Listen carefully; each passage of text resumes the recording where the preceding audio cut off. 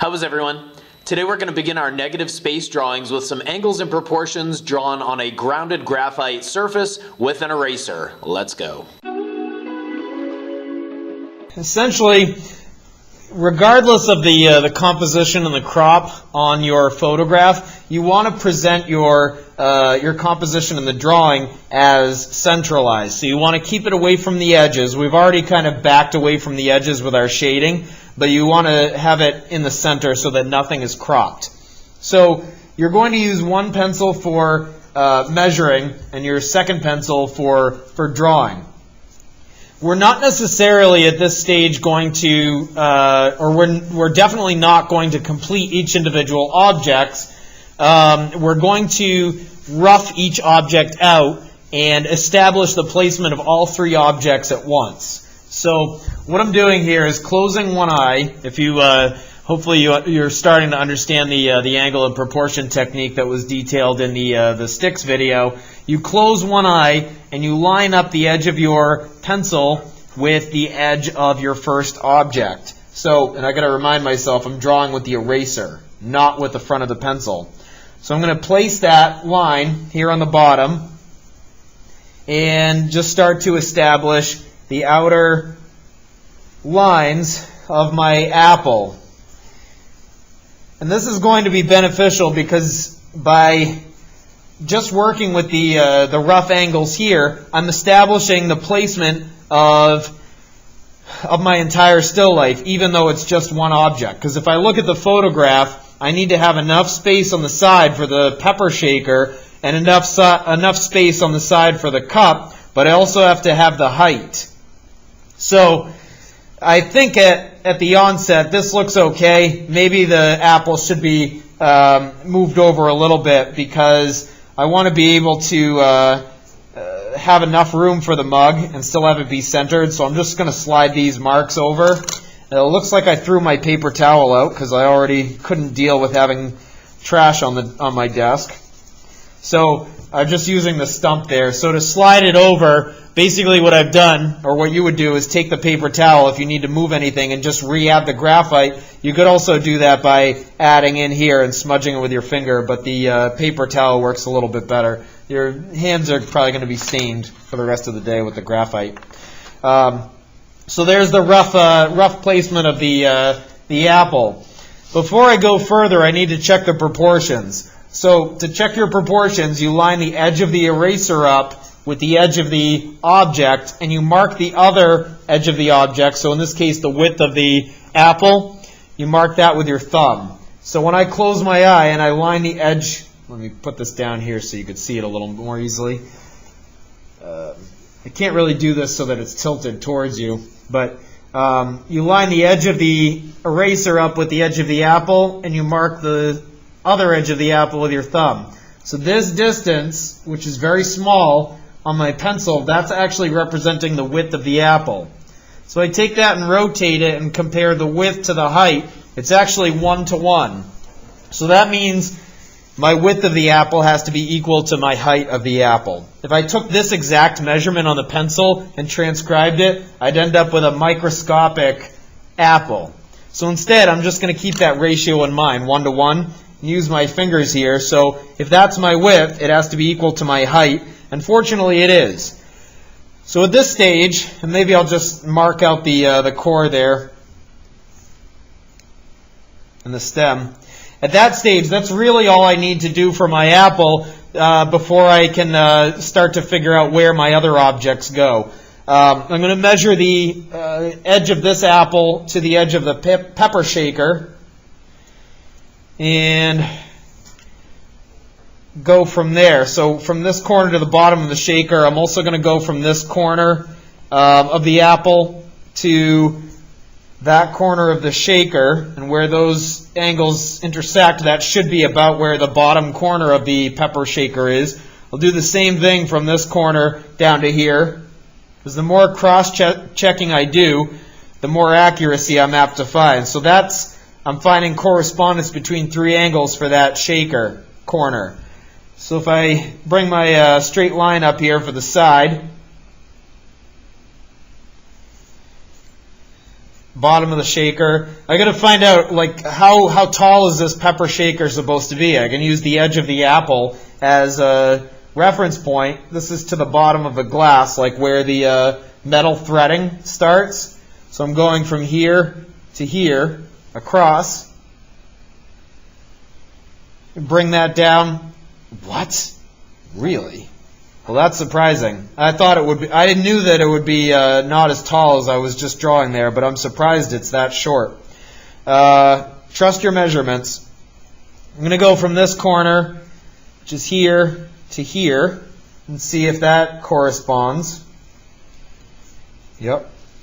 You notice I'm drawing these little. I'm not necessarily always drawing all the way through my objects, but I'm drawing enough of the line to show where the intersection is. I'm going from here to here.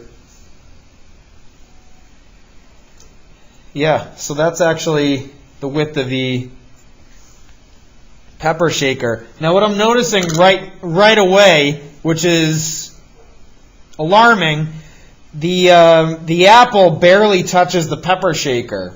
But when I look at the photo, the apple overlaps the pepper shaker. So even at this very early stage, I've got a drawing issue. The placement doesn't correspond. So at this stage, I should really stop and go back and figure out what's going on with my apple, what's going on with my pepper shaker before I move on. Because if already I'm spotting that there's an issue, that issue is just going to continue and get worse as the drawing continues. So that would be your next step, is to freeze and kind of backpedal. In the interest of the demo, I'm going to carry on, actually. We'll just kind of eyeball slide this over into the place, approximate place it should be.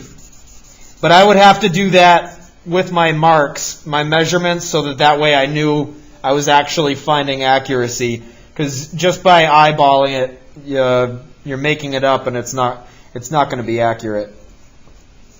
So my apple's somewhere in there. I'll just assume the core is going to have to move. So we would do the top of the apple to the top of the cap. And you notice I'm just dragging the eraser across very quickly. I'm not sitting here digging in. You don't need the lines to be that dark.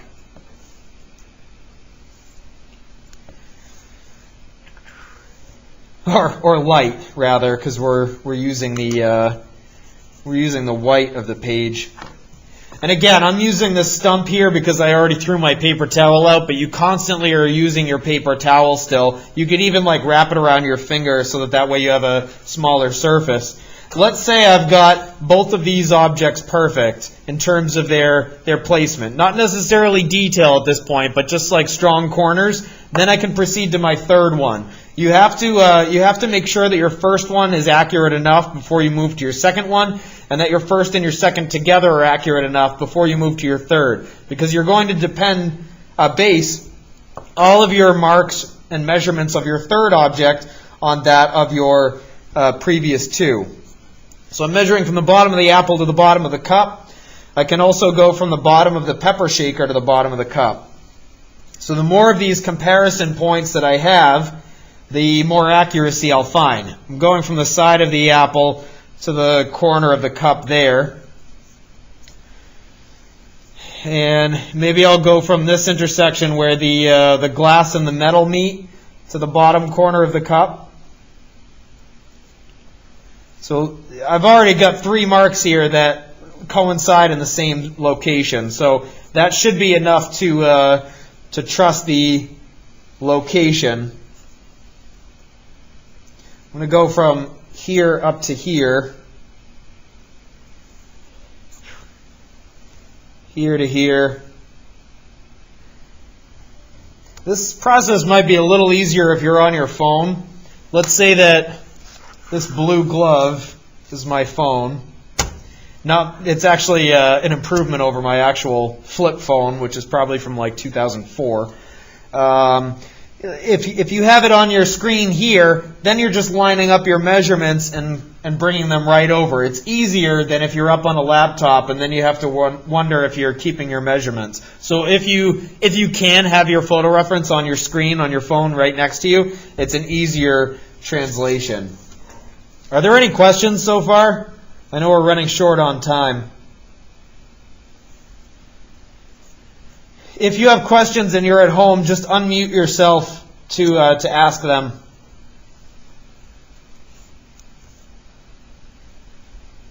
Something I need to be aware of while I'm working on this drawing is keeping the paper parallel to my photo reference. If I'm constantly moving the paper around, when I go to bring my measurements down, they're going to be incorrect. I'm going to establish the bottom rim here where it's flat, so that way I can use the corners there to base the handle off of. So I'm going from the edge of the apple, top of the apple, to the bottom of that corner. And the same with the pepper shaker to that line. And this intersection to that corner. So you can see nothing here is free-handed. Everything is a straight line that I'm measuring. And the more of these straight lines that I have, the more accuracy I'm going to capture. That's fine for now. I just want to get enough of this on the paper so that you can get an idea of how the form is established. And we'll get more detailed later on. You can see it's a slow process. I'm actually moving through this pretty quickly because I'm not being as careful as I should in the interest of getting the demo along.